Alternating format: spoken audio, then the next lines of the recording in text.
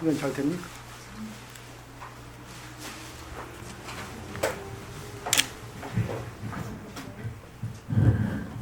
이 금강경은 이 소를 읽다면요, 그 안에 사람들의 그 살아가는 이야기가 굉장합니다. 이게 그 사람 그 속에서 진실로 인간이 사는 길이 뭔지, 진정으로 인간이 해탈하는 길은 뭔지, 사람이 바르게 사는 길은 뭔지, 또 내가 하는 신행이나 수행이 정말 그 해탈과 기쁨에서 끌어가는 건지, 아니면 그 깊은 마음속에는 나를 더 심연의 어둠의 신유로 끌어가는 것은 아닌지, 또 내가 하는 행위가 비록 남보기에는 신행과 수행이라도 실제 그것이 위선은 아닌지, 이것이 진정한 부처님의 가르침인지, 여기에 대한 많은 진지한 그 고민과 어찌 보면 현실에서의 큰 어떤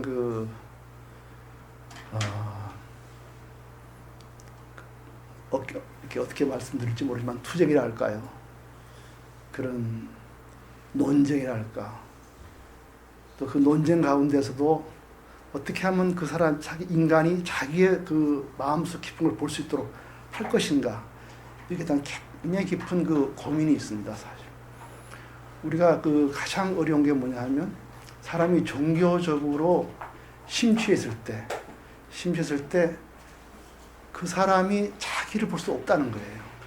우리가 주위에도 보지 않습니까? 뻔히 저 사람은 어찌 보면 이성적으로 볼 때 저게 바른 신앙이 아닌데 본인은 그 속에서 깊이 들어가서 어떤 비판도 받아들이지 않는 거예요. 그러면 그 상태를 깊이 바라보면 그 사람은 이미 어떤 그 보편적 이성이랄까, 자기를 멀리 떨어져서 볼 수 있는 그런 어떤 그 가능성도 없는 거죠. 그럼 왜 인간은 이토록 그 몰입이라 할까요? 들어가서 자기를 바라볼 수 없을까? 이것이 이제 궁극적으로 그 상대방과 대화할 때 또는 어떤 생각이 다른 사람이 있을 때 당면하는 가장 큰 문제라고 할 수가 있습니다. 이게 무슨 말을 해도 벽을 보고 얘기하는 것 같은 그런 경우가 있죠. 그럼 상대방이 내 얘기를 들어줄 귀가 없는 겁니다. 그 사람이 나쁜 사람은 아니거든요. 자기 가치관에 깊이 몰입되어 있는 거예요. 그럼 그 몰입되어 있다는 게 뭔지, 그럼 내가 과연 그런 상태에 있는 것은 아닐까? 그걸 자기를 바라볼 수가 없는 거예요. 그 한비자에 보면은 그런 얘기가 있습니다. 어떤 진나라인가 조나라 왕이 이제 어린 소년을 사랑했어요. 어린 소년을. 그 한 번은 이제 사랑하다 보니까 그 아이는 이제 좀 교만해진 거죠. 한 번은 밥을 먹는데 소매 속에다 음식을 감춰서 나가는 거예요. 발각이 됐어요. 궁중에 좋은 음식이 많잖아요. 그 아이가 이제 소년이 갖고 나가다 걸렸어요. 그러니까 왕은 그 소년이 정말 효자다. 이 맛있는 음식을 혼자 먹지 않고 부모를 생각하는구나. 이렇게 용서를 또 했어요. 한 번은 그 이제 소년이 부모가 아팠어요. 그러니까 그 아이가 궁중에 말은 함부로 쓸 수가 없는데 궁중에 마차를 끌고 부모한테 가서 병원에 갔다 온 거예요. 이게 또 알려지니까 왕이 저렇게 효심이 지극하구나. 근데 그 후에 그 왕이 그 소년을 사랑하는 마음이 사라진 거예요. 어떻게 보면. 그러니까 이제 그 소년을 몰래하는 이유가 뭐냐 하면 감히 궁중에서 음식을 훔치고 또 감히 왕이 타는 말을 지가 만들어 탔다 이렇게 해서 그러니까 자기가 이렇게 어디 빠지면은 그런 모든 게 다 그렇게 이제 보이는 거죠. 근데 그 문제가 이 안에 금강경에 들어가 있습니다. 제가 늘 말씀드렸지만 이 금강경은 부처님의 깨달음을 전하고자 하는 강한 확신을 지닌 그런 수행자의 한 부류가 있었습니다. 그 시대에 그 한 시대에 또 한 시대의 불교를 끌어가는 한 집단이 있었습니다. 처음에 금강경은 이제 상편에서 제가 지금 말씀드렸지만 그 불법을 닦아가는 세 부류가 이제 있었어요. 불법을 실천하는 세 부류가 있었어요. 크게 봐서 첫째는 보시, 둘째는 수행, 관법 수행하는데 셋째는 장엄. 이런 세 불교의 집단이 있었던 겁니다. 그러니까 현장 목사가 그 대당 서역기를 썼거든. 현장 목사 당나라 때 인도를 갔다 왔어요. 그 대당 서역기에 보면 현장 목사가 인도에 가보니까 굉장히 다양한 불교가 있더라는 거예요. 어떤 그 제자들은 큰 남을 돕는데 보시하는데 애를 쓰고 있다는 거예요. 어떤 사람은 조용히 앉아 참선하는 사람도 있고, 어떤 사람은 벽만 들이 이어놓은 사람도 있고, 어떤 사람은 다라지만 이어놓은 사람도 다양하더라는 거예요. 그래서 부처님의 가르침이 굉장히 폭넓기 때문에 다양한 사람이 생겼는데요. 그래서 보시하는 사람, 보시하는 사람은 어떤 비싼 물건, 좋은 물건. 그러니까 좋다는 건 뭐냐면 아름다운 거거든요. 우리 눈, 귀, 코로 볼 때 아름다운 거. 그러니까 색성, 향미, 촉법, 색성, 향미, 촉법 이런 것으로 매우 아름다운 촉법, 이런 매우 아름다운 물건을 많이 보시하면 나도 굉장히 나에게도 복이 많이 온다. 수행하는 사람은 내가 수행 많이 하면 수다원가에서 사다함과로 다시 아나함과로 다시 아라함과로 얻는다. 그래서 내가 수다원가를 얻으면 7번 환생해서 해탈하고, 사다함과 오면은 한 번 왔다가 이 땅에 한 번 왔다가 해탈하고, 아나함과 얻으면 저 세상에서 그대로 여기 이 세상까지 오질 않고 해탈하고, 아라함과는 여기서 그냥 해탈한다. 이렇게 되는 거죠. 장엄은 뭐냐면 연등불 신앙을 가진 사람들입니다. 연등불에 대한 정을 보면요, 연등불이 굉장히 호화로운 분입니다.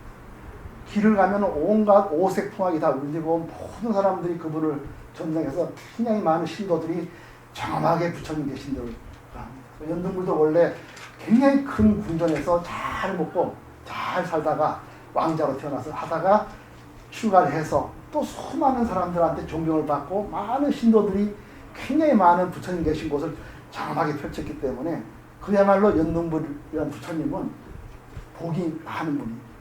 그리고 이 연등 부처님께 절도 지어주고 그 안에 많은 장엄을 하면은 나도 그 복으로 다음 생에 좋은 집에 태어나서 이걸 좋은 집에 좋은 집에 가문에 태어나서 좋은 가문에 태어나서 그래서 윤회하다가 어느 생에는 부처님의 제자가 되든가 또 부처님의 왕자가 되어서 왕의 아들로 태어나서 또 출가해서 해탈하고 이런 게 있어요.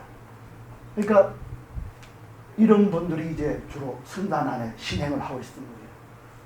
근데 부처님 계실 때는 안 그랬는데 돌아가시고 나서 보니까 보시하는 사람은 더 호화로운 물건을 주면서 자기 복이 더 커질 걸로 보는 거예요.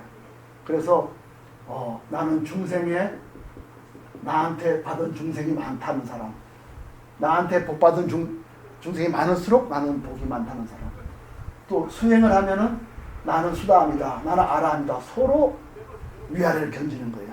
나는 이렇게 얻었다, 나는 7번 태어난다, 나는 한 번 태어나면 해탈한다. 이거 다 영혼이라는 거 수자랍니다. 수자. 내 영혼은 몇 번 태어났다. 이걸로 서로 교만과 오만에 빠진 사람들 있고, 장엄, 부처님 그 사찰이나 이걸 어마어마하게 장엄하고 많은 보신하면서 자기는 다음 생에 좋은 집안에 태어난다. 인이라고 합니다. 좋은 집안에 태어난다. 만화빨. 그래서 다음 생에 청년이 되어서 다시 또 출가해서 크게 호화로운 생활을 하고, 호화로운 왕의 아들이 태어나서 또는 전륜성왕이 돼서 요새 말하면 뭐 미국 대통령이나 러시아 대통령이 태어나가지고 굉장히 호화롭게 하든지 이런 큰 복을 받는다는 생각을 가지고 있었어요. 이게 그 당시의 신행이었던 겁니다. 이분들은 자기들이 이런 불법을, 이런 보시법, 수행법, 장엄법을 행하면서 본인들은 이런 불법을 실천함으로써 다음 생을 통해 더 많은 복을 받는다고 생각했어요. 지난번에 말씀드렸듯이 이 생각 속에는 뭐가 있냐면 과거, 현재, 미래를 걸쳐서 수많은 복을 지어요. 복을 짓고 쌓아. 그래서 그것이 다 내 복이 돼요. 내 복을 이루는 거. 그러니까 과거에도 내가 복을 얻을 수 있고 현재도 복을 짓고 얻고 미래도 복을 지어서 이렇게 하면 다음 생에 좋은 집안 태어나는 이런 생각이 있는 거예요. 금강경을 내세우는 이 불자들은 무상과 무아의 굉장히 깊은 분들입니다. 그래서 일체법이 공한도리 그걸 굉장히 깊이 보신 분들이에요. 이분들이 이 신행을 바라보면은 어디로 가느냐 하면은 결국 전부 내 걸 얻어가는 거예요. 내가 더 많이 갖고 다음 생에 내가 더 많이 부자가 되고 그래서 큰 물건을 바칠수록 자기는 더 뭔가 복을 쌓은 걸 생각하고 적게 복 준 사람은 내려다보는 거예요. 그 적게 준 사람은 다음 생에 적은 복을 걱정하고 많이 준 사람은 또 지은 사람끼리 또 경쟁을 하는 겁니다. 그렇게 가는 길이 진정으로 그 사람 해탈로 가는 길인가 이 문제를 금강경을 수행한 사람들이 내기 시작했습니다. 이 안에는 굉장히 많은 고민이 담겨있는 경전입니다. 이분들은 이렇게 가다가는 부처님의 깨달음, 무아와 무상을 깊이 이해해서 이 세상이 텅 비어있고 내려가는 게 없는 도리, 이 도리가 죽어버리는 거예요. 이렇게 갈수록 점점 내 거, 나의 것, 나의 소유, 또 우리 집안의 복, 이것만 가는 겁니다. 수행하는 사람은 또 다음 생에 몇 번 태어났는지 이것만 갖고서 자기 수행에 위안을 따지는 겁니다. 그래서 금강경 3편에서는 이 모든 색성향문조법 가지고 마음을 내는 거 이걸 가지고 여기에 마음을 내는 사람 여기에 들어앉아서 마음을 내는 사람은 더러운 마음이다. 그 수행하는 나이다. 위선이다 이렇게 얘기합니다. 그래서 어떻게 하죠? 무소주 이렇게 마땅히 머무는 바 없이 마음을 내라. 이생중심 이런 금강경 말을 했어요. 마땅히 여기에 머물지 말고 그 마음을 내야 된다. 그래야 이것이 해탈로 간다. 그렇지 않고 내가 이번 닦았으니까 나는 다음 생에 뭐가 되고 이번 닦아서 나는 아라한이고 너는 아직까지 수다원이고 나는 장업했기 때문에 다음 생에 복을 받고 이렇게 가는 것은 해탈의 길이 아니고 오히려 무명과 집착과 미망의 길이다 이렇게 얘기를 하는 겁니다. 우리는 그걸 이해를 할 수 있어요. 대충 그렇겠다. 무상과 무아를 이해한 사람이 이렇게 과거 현재 미착하지 않고 하겠다 하는 겁니다. 근데 금강경이 그래서 이렇게 대화를 해서 그렇구나 하고 다 같이 깨치고 나 이러면 안 되겠다 이러면 이렇게 금강경을 낼 필요가 없습니다. 안 되니까 책이 나온 거예요. 안 되니까. 우리는 뭘 얘기해야 되냐면 왜 안 되냐는 거예요. 특히 금강경 하편은 누구를 갖고서 얘기하냐면은 이 장엄불자입니다. 이 장엄불자는 우리가 생각해 보면은 엄청 힘이 센 분들이에요. 절을 크게 장엄하는 사람은 돈도 있어야 됩니다. 재물도 있어야 되고 권력도 써야 돼요. 수덕사에 그 절 가보십시오. 고려 때 진절인가요? 부처님이 뭐 그냥 어마어마하게 큽니다. 그런 거 하려면 국가 권력이 나서야 되고요. 국가에 나서려면 그만한 귀족들이나 왕이 안 나서면 안 됩니다. 그러니까 그런 거 하시는 이분들은 대단히 센 분들입니다. 이분들한테 일체 만품 비어있다. 이거 잘못 가는 거다. 이렇게 했을 때 이 대단한 분들이 그러네. 내가 정말 잘못 가고 있네. 다시 안 그러겠습니다. 이렇게 해서 탁 났으면 이렇게 금강경에서 이 사후계를 외우면 남한테 욕 얻어먹고 해도 외워라. 이 경이야말로 진짜 부처님 가르칩니다. 다른 거 장엄은 다 이름뿐이 장엄이다. 이렇게 안 했을 겁니다. 그건 나올 필요도 없어요. 근데 안 되는 겁니다. 이게. 우리는 그 얘기를 해봐야 돼요. 왜 안 되느냐. 저희 말씀드렸듯이 왜 귀에 안 들어오느냐는 겁니다. 우리가 분명히 저 사람은 지금 사귀에 빠져 있고 우리 보기에 계룡산 종교인데 본인은 죽어도 이게 진리라는 거예요. 어찌해야 되겠습니까? 왜 안 됩니까?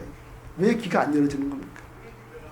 부처님 가르친 무상과 무하고 나를 내려놓고 일체법이 나라는 게 없다. 텅 비어있다. 이건데 그러나 그렇게 하면서도 실행하는 사람의 그 깊은 마음을 보면은 내 것만 찾고 앉았거든.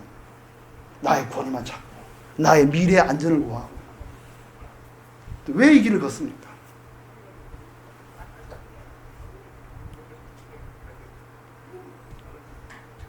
이 길을 걷는 이유를 우리가 모르면은 이 경을 잘 못 이해합니다. 금강경을 그냥 말뜻만 이해하면 아무 소용이 없어요. 논리적인 이해는 아무 소용이 없습니다.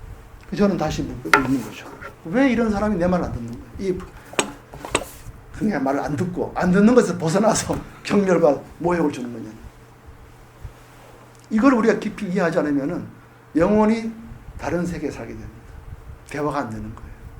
물론 우리는 대개 일상생활에서 말 안 되는 사람하고 말 안 합니다. 사실은. 그렇죠? 근데 이분들 말을 하는 거예요. 부처님 가르침을 널리 전하고 또 부처님 가르침이 무너지지 않기 위해서 이 말을 하고 전하는 거예요. 당연히 뺨 맞은 사람들입니다. 경멸과 천대를 당한 사람. 앞으로 우리가 오늘 공부할 부분은 그 부분입니다. 어떻게 뺨을 맞았나 우리는 알 수가 읽은 부분이 있습니다.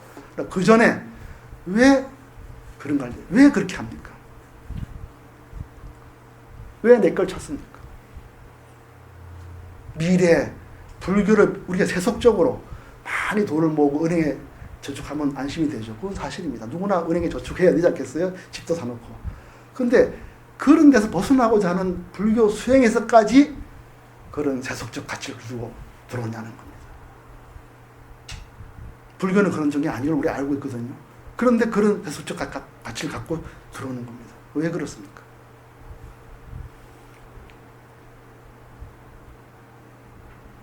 마음을 봐야 됩니다. 우리 욕망을 깊이 봐야 됩니다. 그렇지 않고서는 이 금강경 별로 가슴에 다가오지 않습니다. 살아서 펄펄 뛰는 글이에요. 이 글이라는 게. 왜 그렇습니까? 왜 사람은 그토록 내 것에 집착합니까?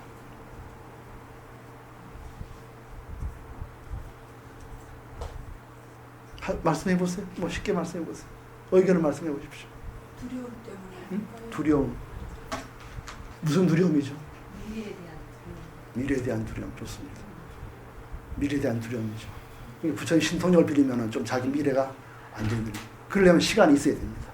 과거, 현재, 미래가 있어야 되고 그 속에서 내가 얻을 게 있어야 됩니다.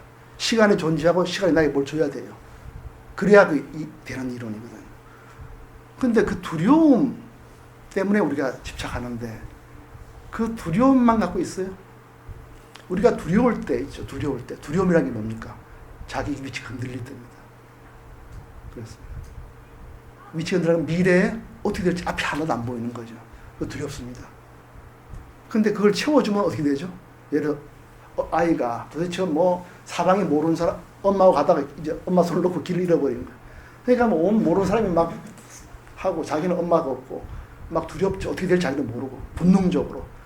그 엄마가 없을 때 얻어지는 두려움은 우리가 학교에서 배운 게 아닙니다. 이 사실에 매우 우리가 깊이 주시를 해야 됩니다. 우리가 엄마가 없을 때 넌 두렵다 이렇게 배워서 두려운 게 아니에요. 그 아이가 두려운 거예요. 아무것도 모르는 아이가 엄마 없을 때 엄청 두려움에 울고 있어요. 그러니까 그거는 우리 몸속에 들어가 있습니다. 이미 깊이 들어가 있습니다. 근데 엄마가 오면 어떻게 되죠? 나타나면 기쁘죠. 안심이 되고 기쁨이 생깁니다. 그 기쁨은 우리가 음식 먹을 때 먹는 기쁨과 달라요. 미래가 보장될 때 일어난 기쁨입니다. 그러니까 우리가 어떤 얘기를 하느냐 하면은 남 얘기 안 듣는 거는 굉장히 기쁘기 때문입니다. 자기 하는 일이. 내가 이걸 보실하고 장엄하고 수행할수록 나의 미래가 안정이 되고 보장이 되기 때문에 그것이 주는 기쁨은 단순히 맛있는 음식을 먹는 기쁨 이상입니다. 그것이 흔들릴 때 오는, 자기 신앙이 흔들릴 때 오는 두려움은 엄청납니다. 그러니까 우리가 종교끼리 싸울 때 제일 무섭습니다. 종교끼리 토론하면은 자기의 신조가 흔들리기 때문에 제일 썩을 많이 냅니다. 야, 이 음식 맛있냐, 안 맛있냐? 나 맛없는데, 맛있는데, 그걸로 별로 크게 안 싸웁니다. 근데 뭐, 기독교, 불교, 뭐, 서로 말하다 보면, 그거 왜 그러냐면, 그토록 자기의 두려움을 건드리기 때문에. 그래서, 불교에서 12연기법 중에서 맨 처음 뭐죠? 6이 6가지 경계가 바깥 경계와 부딪히면 접촉이 일어나죠? 접촉이 일어날 때 우리가 가장 한 게 뭡니까? 느낌입니다. 느낌 속에 기쁜 느낌, 또 괴로운 느낌인 게 있죠? 기쁜 느낌은 더 가지려고 그러고, 괴로운 건 피하려고 그러고. 그럼 뭐가 되죠? 그래서 괴로운 건 더 가지려고 그러죠. 애착이 일어납니다. 이 애착 속에서 시간이 일어나요. 미래 나는 이걸 계속 가지고 있어야 되겠다. 미래 이게 있으면 안 되겠다.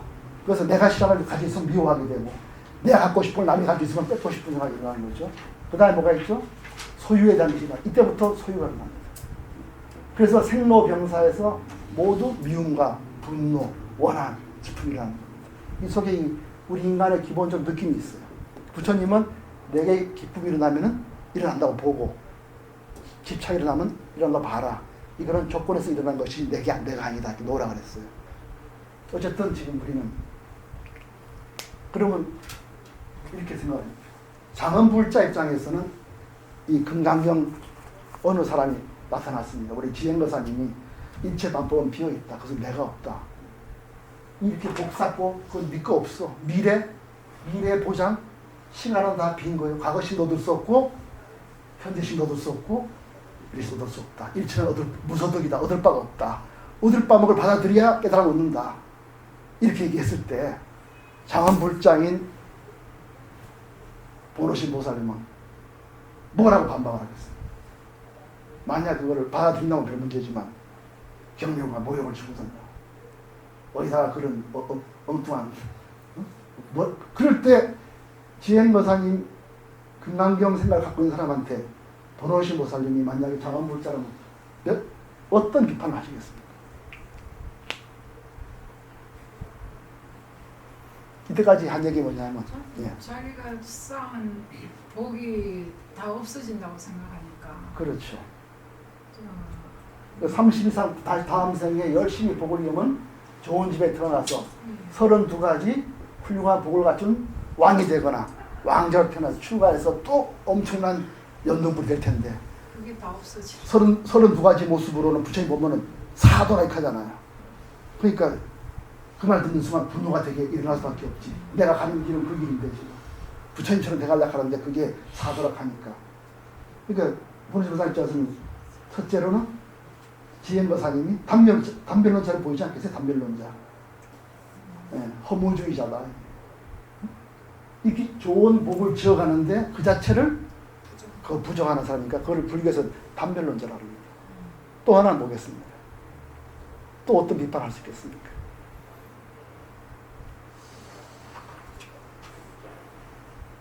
아주 모욕적인 말을 하면 이렇게 할 수도 있습니다.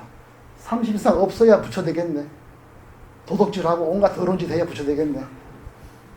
그렇게 얘기할 수 있습니다. 그건 모욕을 주는 겁니다.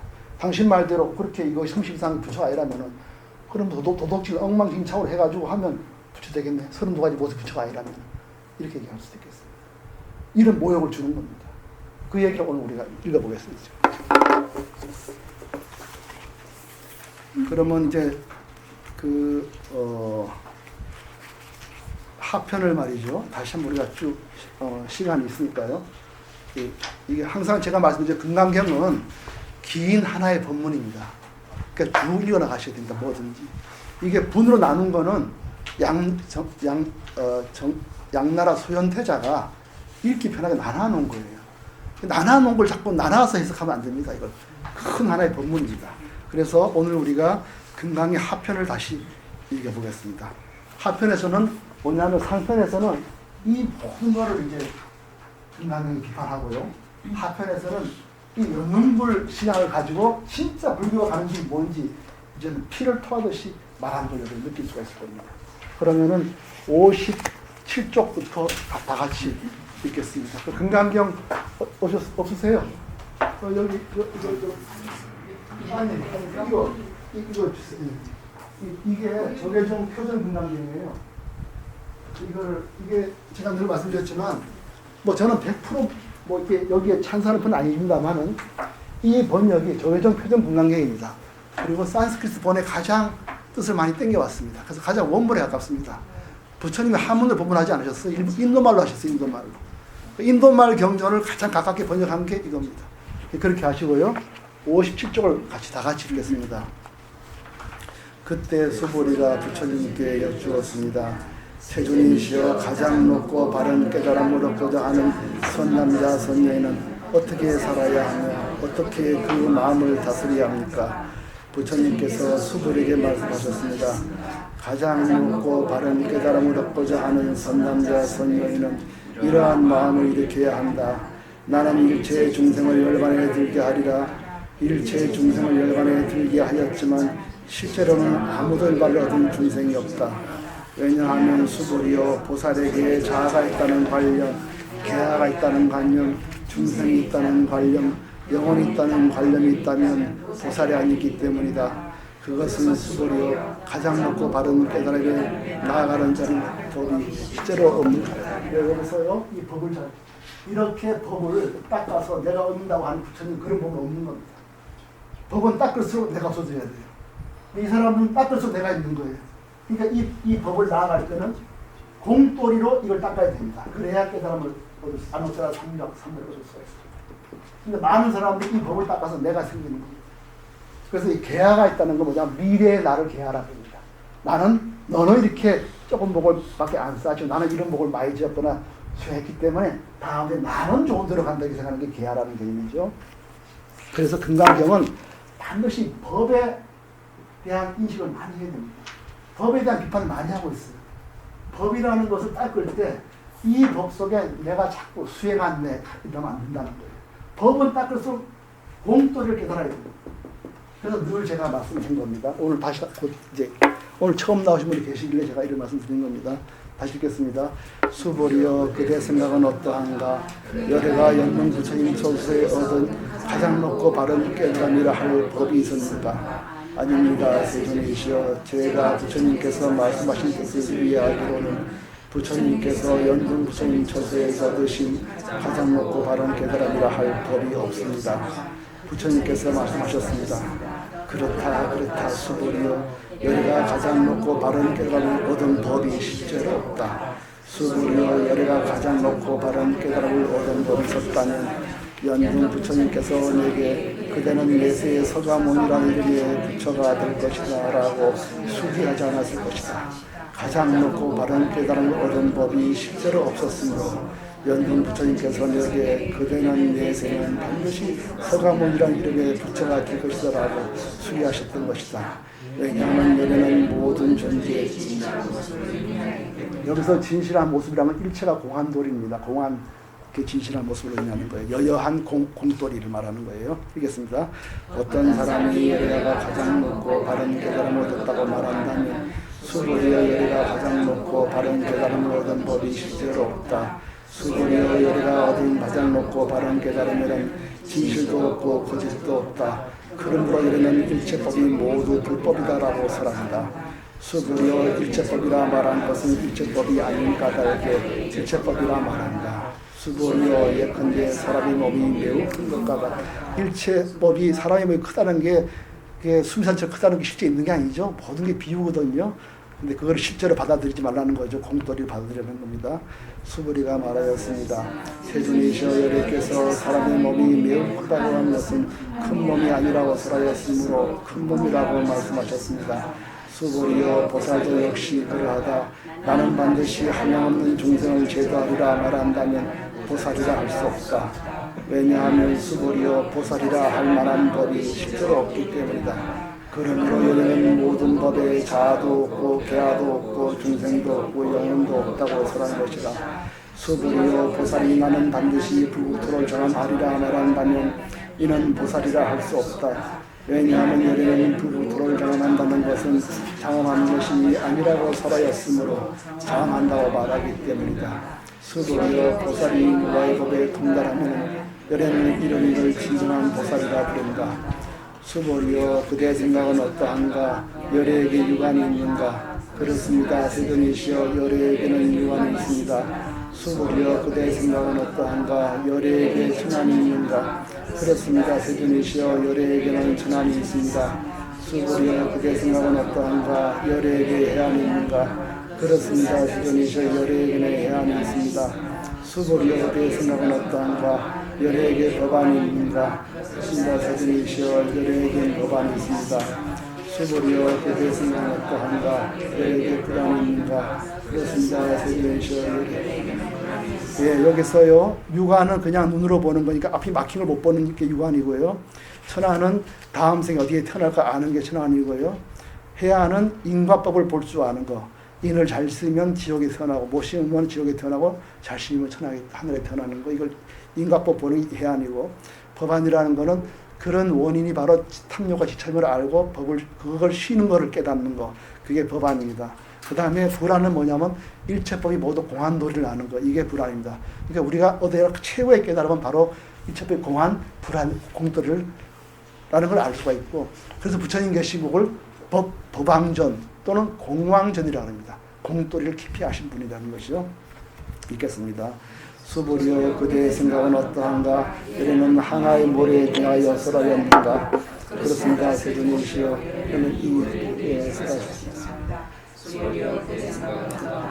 한 항아의 모래와 같이 이런 모래만큼의 항아가 있고 이 여러 항아의 모래수만큼 부처님의 세계가 그만큼 있다면 진정 많다고 하겠는가? 매우 많습니다. 세존이시여 부처님께서 수보리에게 말씀하셨습니다.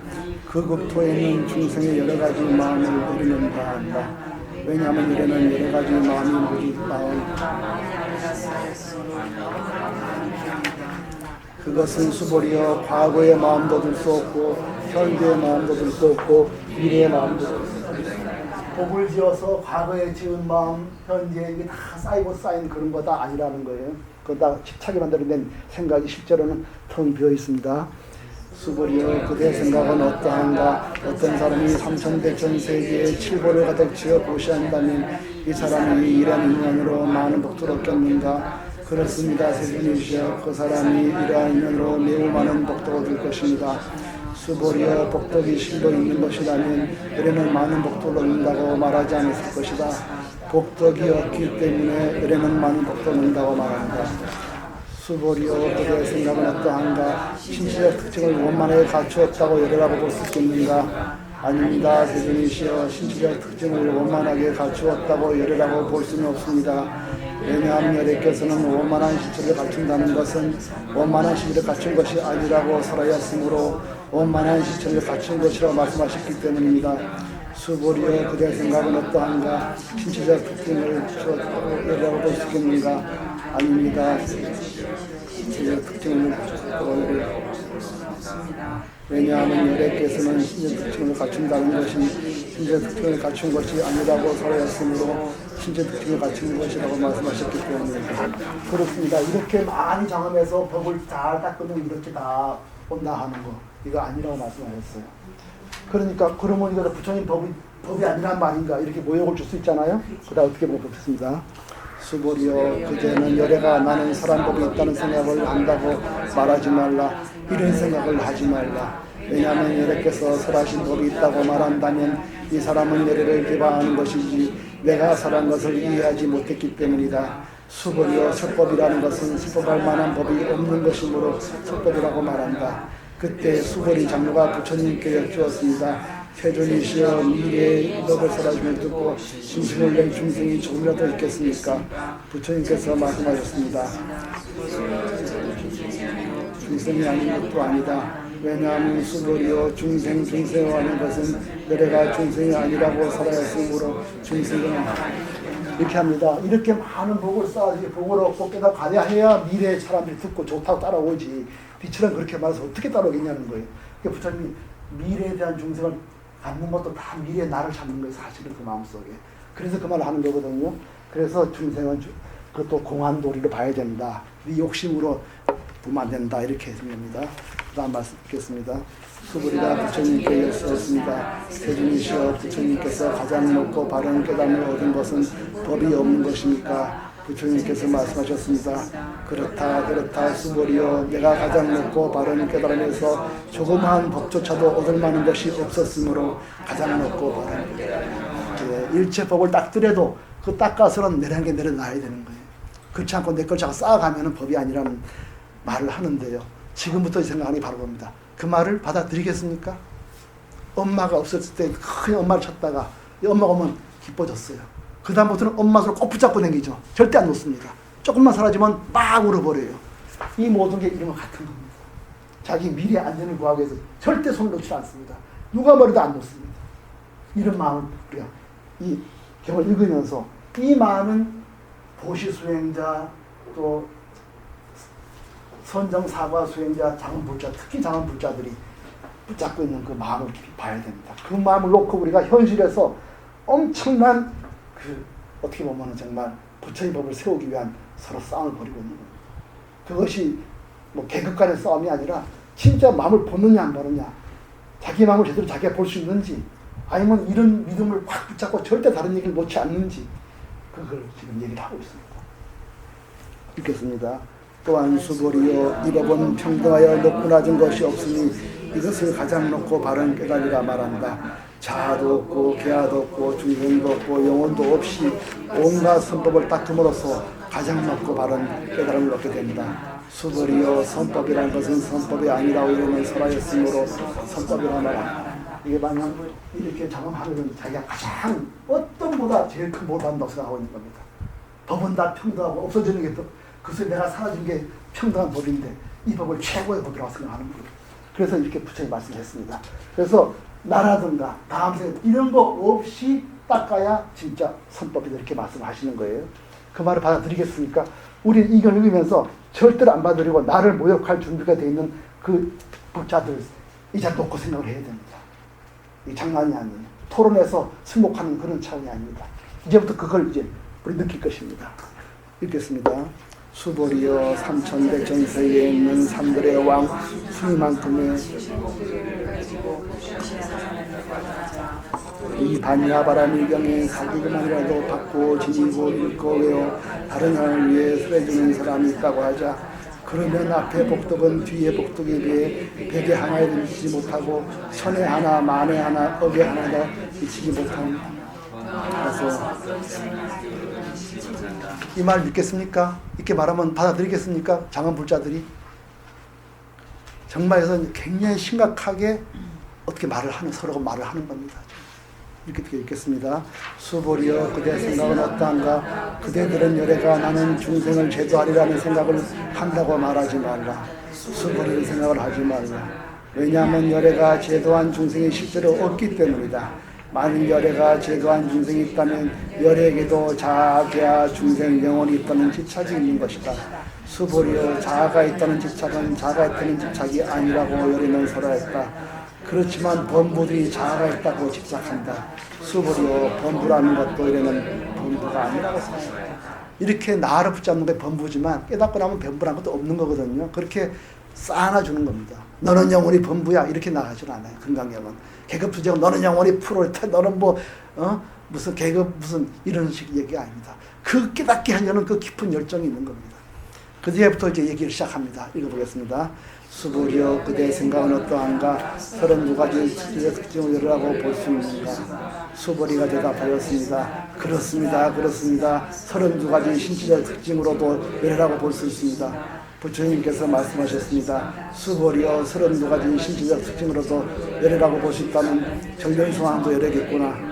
수보리가 부처님께 말씀드렸습니다. 세존이시여 제가 부처님께서 말씀하신 뜻을 이해하기로는 32가지 신체적 특징을 가지고는 열애를 볼 수 없습니다.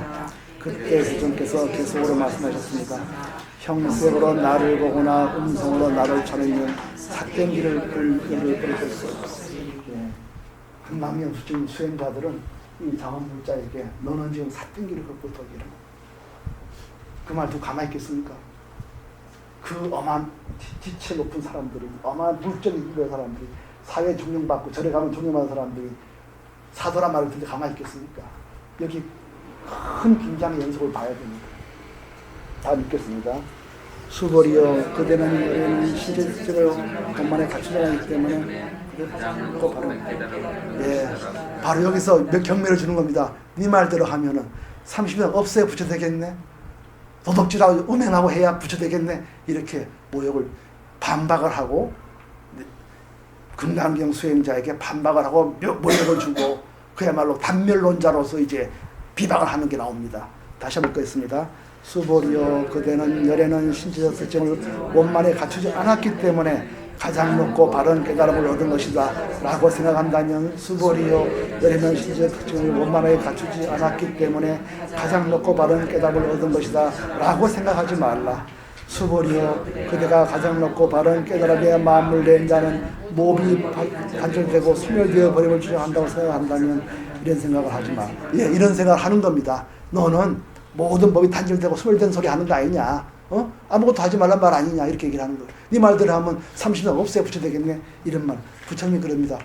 여기 금강경 수행자는 그런 거 아니다. 그렇게 내가 지금 하는 말이 아니다. 이걸 합니다. 왜냐하면 가장 높고 바른 깨달음의 마음을 낸 자는 법에 대하여 단절되고 소멸된다는 관점을 말하지 않기 때문이다. 그러면 이렇게 됐습니다. 그러면은 우리가 말하는 복덕은 뭐냐 얘기를 합니다. 진정으로 올바른 복을 주는 건 뭐냐? 그걸 이제 합니다. 또 읽겠습니다. 수보리여 보살이 항아의 모래수만큼 세계 7보를 얻어채 보시한다고 하자. 또 어떤 사람이 모든 법이 무아임을 알아 인욕을 성취한다고 하자. 그러면 보살의 공덕은 앞에 보살이 얻은 공덕보다 더 뛰어나다. 수보리여 모든 보살들은 복덕을 누리지 않기 때문이다. 수보리가 부처님께 여쭈었습니다. 세존이시여 어찌하여 보살이 복덕을 누리지 않습니까? 수보리여 보살은 지의 복덕에 탐욕을 내거나 집착하지 않아야 하기 때문에 복덕을 누리지 않는다고 했다. 예, 여기서 핵심입니다. 보살이 항아의 모래를 채울 때 아까 뭐라 했죠? 쾌락이 있습니다. 그건 내가 엄마를 항상 갖고 있는 것 똑같아요. 내 미래가 보장이 되고 내 복이 쌓이고 내 앞날이 좋아지고 나중에는 30상을 얻게 되고 좋은 집안에 이런 게 있습니다. 그런데 그거 아니고 내라는 게 없다고 하려면은 엄청 어렵습니다. 첫째로는 나의 두려움을 이겨내야 됩니다. 진리의 힘을, 공돌이의 힘을 빌어서 두려움과 또 뭘 이겨내야죠? 쾌락. 내 거가 쌓여간다는 쾌락. 이겨내야 됩니다. 그래서 그 옆에 보세요. 한문으로 보세요. 수보리 약보살 이반 항아사 등 세계 7보 지용보시라도 약부 어떤 사람이 지 일체법 무아하여 일체 모든 장언법, 수행법, 보살법에 내 없는 도리를 알아서 득성어인 참아서 이겨내야만 인을 얻어야만 이러면 득성어인 인내를 얻어야만 이 보살이 그 앞에 보살보다 위대하다. 이렇게 내라는 걸 이겨내야 된다는 겁니다. 그 두려움과 쾌락 그걸 이겨내야 돼요. 어떻게 이겨내야 됩니까? 일체법 내가 없다는 도리. 그 진리를 이겨내야 되는 겁니다. 그렇게 하면은 이 모든 법을 실천할 때 탐착하지 않고 이 법 속에 내 걸 가진다고 하지 않고 이 법 속에 기쁨을 취하려고 하지 않는다는 겁니다. 이걸 가지고 뭐라 그러죠? 복을 누리지 않는다.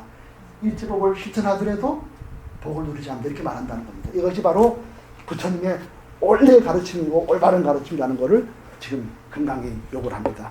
다시 한번 읽어볼까요? 수보리야 보살이 항아의 모래수만큼 세계의 7보를 가득 채워 보시한다고 하자. 또 어떤 사람이 이 법이 무아임을 알아 인욕을 성취한다고 하자. 그러면 이 보살의 공덕은 앞에 보살이 얻은 공덕보다 뛰어나다. 수보리여 모든 보살들은 복덕을 누리지 않기 때문이다. 수보리가 부처님께 여쭈었습니다. 세존이시여 어찌하여 보살이 복덕을 누리지 않습니까? 수보리여 보살은 지은 복덕에 탐욕을 내거나 집착하지 않아야 하기 때문에 복덕 누리지 않는다고 사는 것이다. 예, 여기까지 한 1, 2분 입장했다가 간단하게 조금만 마무리하겠습니다. 좀 쳐주셨나요? 한 2, 3분만 입장하겠습니다.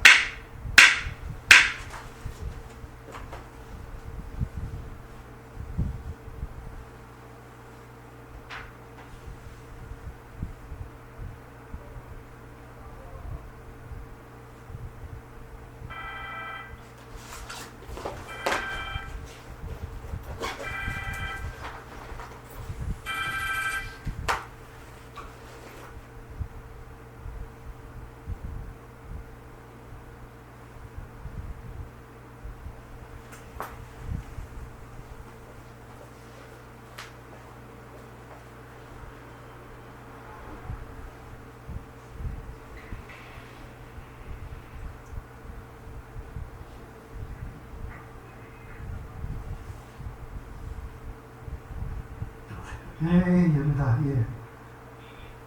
잘 됐어요?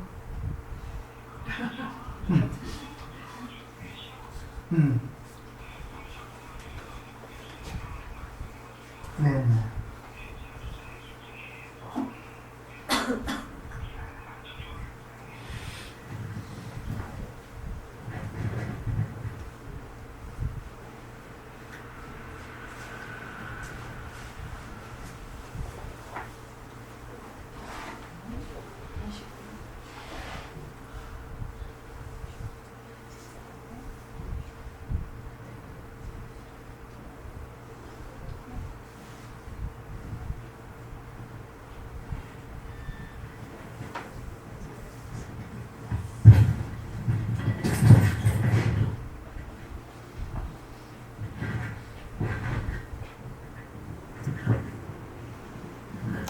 마이크를 잘 못 써서 죄송합니다.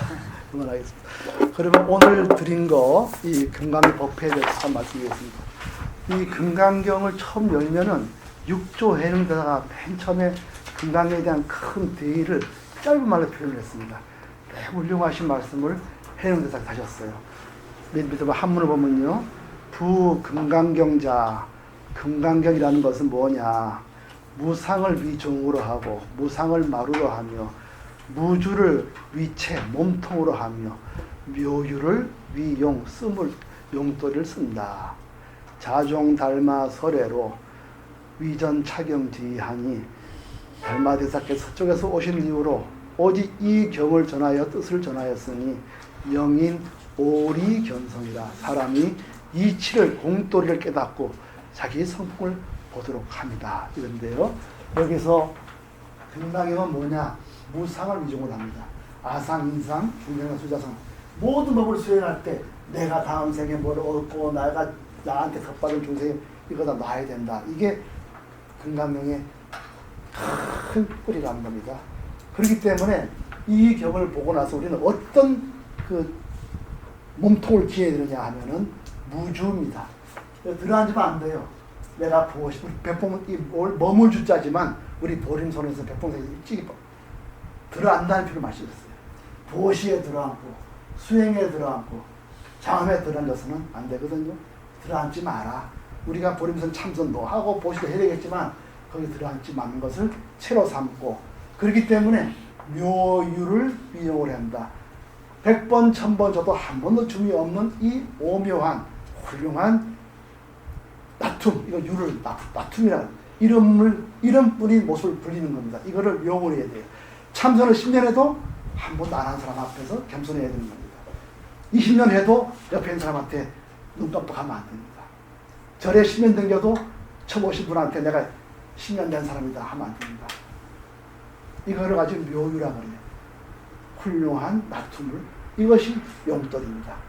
이렇게 하는 거는 달마대사께서 서쪽에 오셔서 이 금강경의 마루와 체와 용을 밝혀서서 이 공도를 깨달아서 모든 벌이 바로 참다운 성품으로 깨닫게 합니다. 이래서 이 금강경 열자마자 오가에 맨 처음 해능대사께서 이렇게 주석을 하셨습니다. 그래서 그 다음에 보면요, 야부랑 선사가 하신 게 있습니다. 수보리야 이 법은 평등하여 높고 낮은 것이 없으니 이 대목 있죠?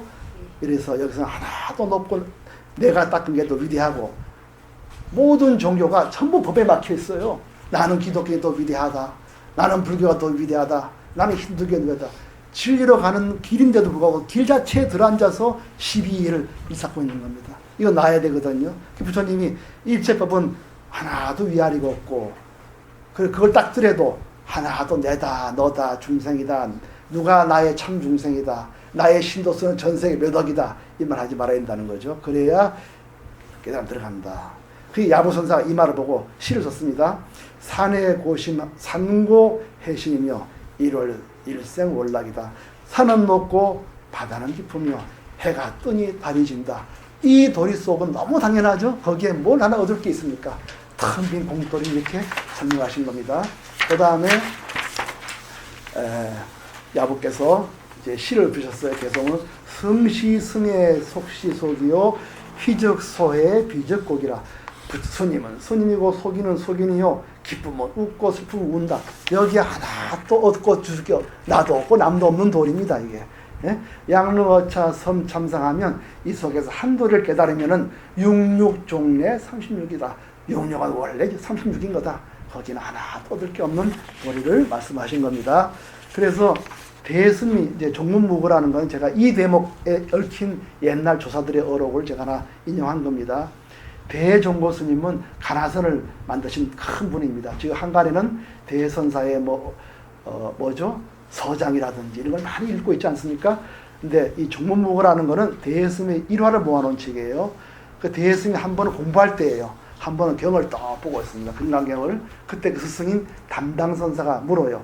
무슨 경을 보느냐? 금강경입니다. 그러니까 부처님 이제 선사가 금강경에서 이 법이 평등하여 높고 낮음이 없다고 했는데 어찌하여 여기 팔공산은 높고 저기 남산 낮으냐, 이렇게 얘기를 했어요.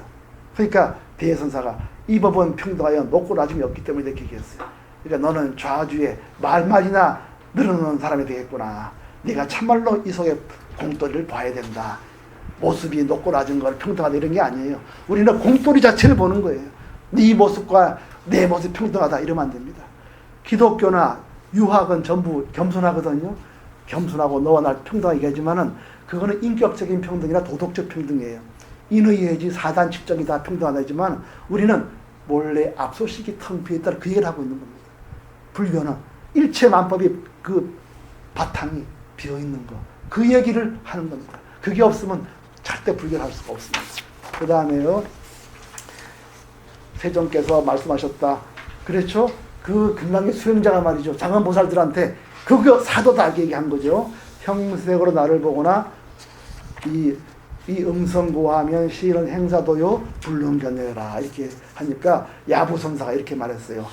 곧바로 형색이라 음성을 찾지 않는다 해도 이 역시 아직 미래를 보지 못한다. 아니라 해도 안 된다는 거죠. 아까 그랬죠? 30년 아니면은 아니라야 붙여되겠네. 음행을 저질러 붙여되겠네. 그거 아니죠. 그러니까 야부선사가 그랬습니다. 참 불심 말하기 어렵구나.